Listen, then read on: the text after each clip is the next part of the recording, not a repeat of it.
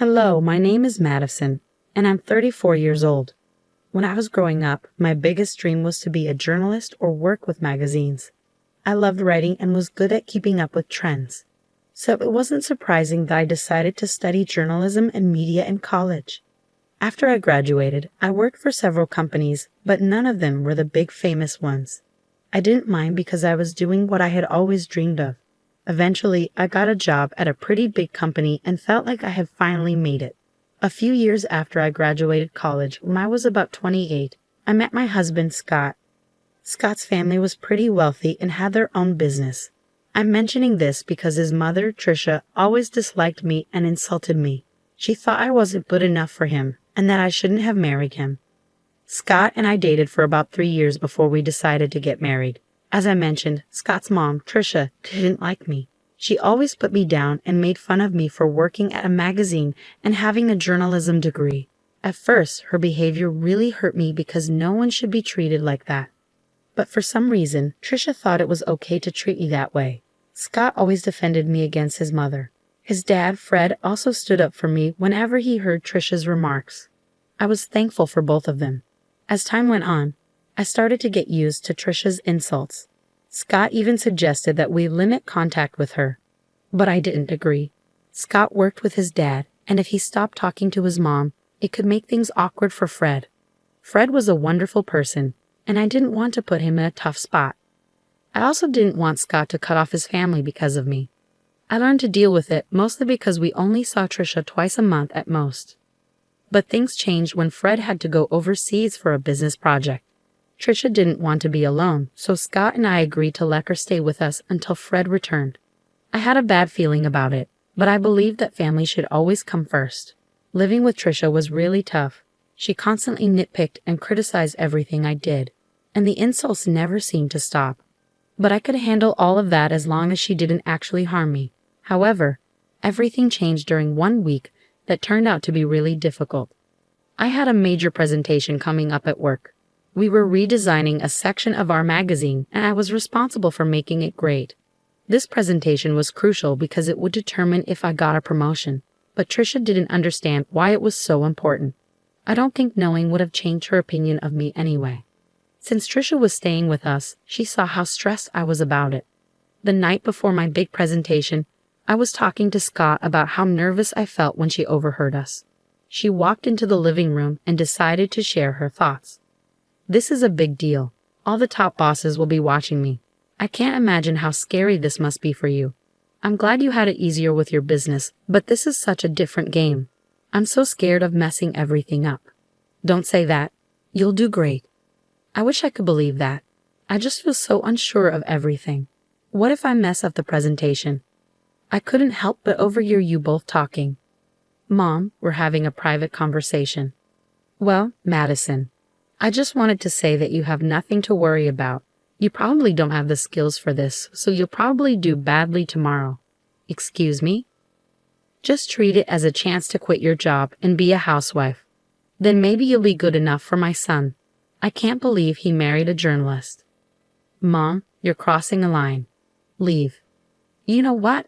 I don't have time for your nonsense, Tricia. I have bigger things to worry about than your opinion of me and my relationship with your son. How dare you talk to me like that?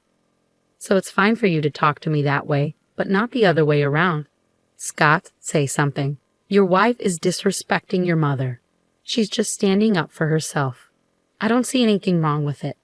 She's manipulating you. Look at how easily you can turn your back on family. Madison will regret this.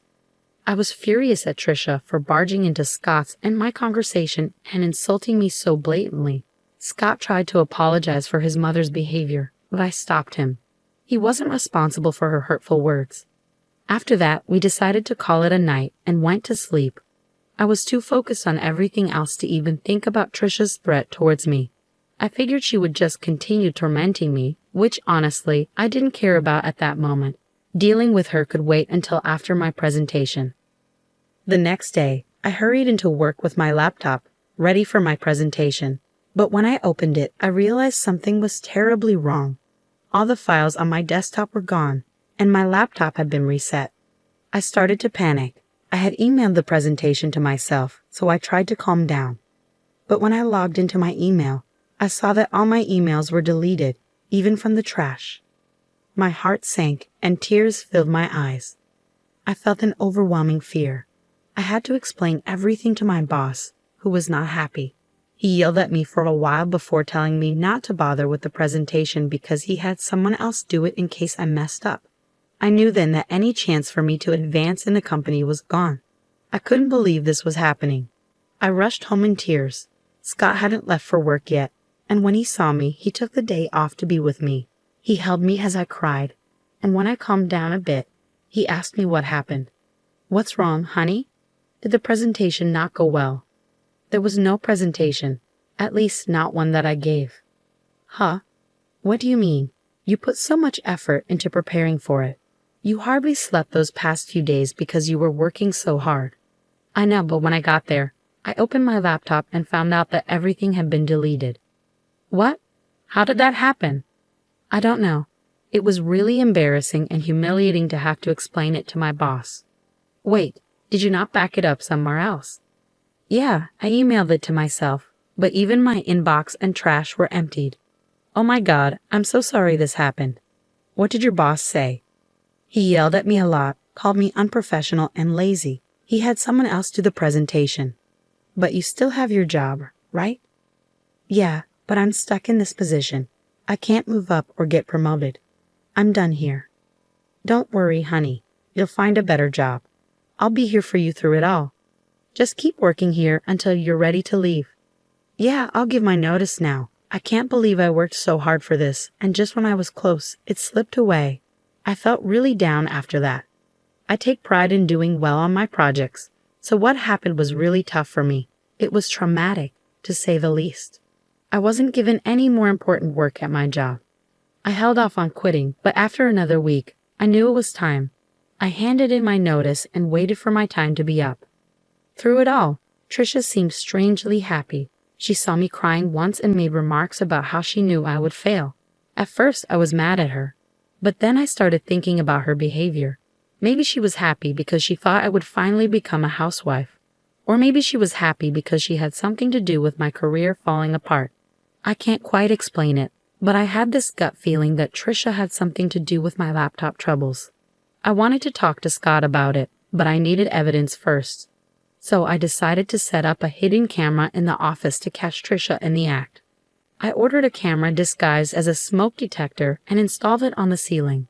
I connected it to my phone and got ready to implement my plan. The next step was to somehow let Trisha know about my upcoming presentation. That wasn't too hard. I just paced around the office looking worried. Scott was still at work, unaware of what I was doing. Trisha noticed my anxious behavior and asked what was going on. "What's wrong? Are you stressed about another project?" I need to tell someone. Since you asked, I've been given another chance to present my work, and it could lead to a raise." "Oh, really?" "Yeah, and I'm really nervous because this is my last chance to get things right, and I have to do it well." "Why aren't you telling Scott? Is it because you're embarrassed about your job?" "No, it's because I don't want to disappoint him again. Just keep it between us, okay? I'm not promising anything, but it'll be interesting to see what happens tomorrow." "Why do you always want me to fail? I just think you'd be better off as a housewife. It's less embarrassing than what you're doing now. I don't have time for this, and I don't care what you think. Please leave me alone so I can practice my presentation before Scott gets home." Trisha left, but not before giving my laptop a look and smirking at me. I had a feeling something was up. I stayed in the office a little longer, only leaving when Scott came home. Trisha didn't mention my presentation, but she kept smirking at me during dinner. After we went to bed, I checked the footage from the hidden camera on my phone, keeping an eye out for any movement. Scott and I watched a few episodes of our favorite TV series as usual. There wasn't any action until midnight when Trisha entered the office. I quickly showed Scott what was happening on my phone. He seemed puzzled at first, but then he saw Trisha messing with my laptop until it shut off and restarted. Scott looked at me shocked. I explained what I had done, and he was furious with Trisha. Trisha was still in the office, snooping through my files. Scott got up and stormed into the office. He flung the door open, and Trisha looked startled when she saw him.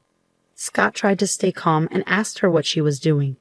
"What are you doing in here, Ma?" "Oh, nothing." "Really? Then why is Madison's laptop still open? Are you accusing me of going through her stuff?" "I think you did more than that, Mom. Firstly, I came in here because I thought this room needed tidying up. And secondly, you know your wife isn't forgetful. She wouldn't leave her laptop open. You wanted to clean the office at midnight, and don't talk about Madison like that. Don't talk to me like that. I'm still your mother." "Yeah, my mother who loves to hurt and sabotage my wife." "What are you saying?" "We caught you on camera resetting Madison's laptop. You were spying on me?" "No, we just wanted to make sure that what happened to Madison wouldn't happen again." "That's disgusting. How could you film me without my consent?" "I didn't put cameras in your room. I put one in my office, and you went in there without my permission. And even if it was wrong, it's nothing compared to what you did to Madison. I want you out of our house tomorrow." "But I'll be all alone," Trisha protested. "I don't care. I don't want to talk to you." The next morning, Trisha tried to delay things by helping with breakfast and washing dishes, but Scott wasn't having it. As soon as she finished, Scott came down with her bags and told her he'd packed for her and ordered her an Uber. Trisha pleaded with him to let her stay, even crying, which was unusual for her as she usually made others cry.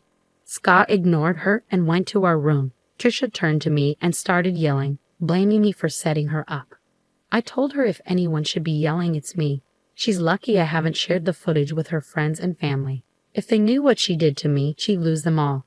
That shut her up pretty quickly. After Trisha left, I felt a weight lifted off my shoulders.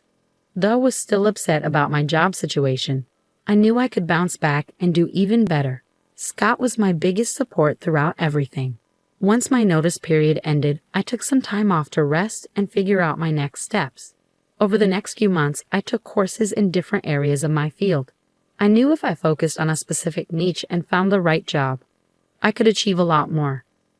I didn't want to expose Trisha, but after years of her putting me down, I wanted to show her what I was capable of. I wanted to reach heights even she hadn't seen. With Scott's help, I got recommendations in various places. Being wealthy also meant having many connections, which was a huge advantage. With my experience and Scott's support, I landed the role of chief editor at a major magazine known worldwide.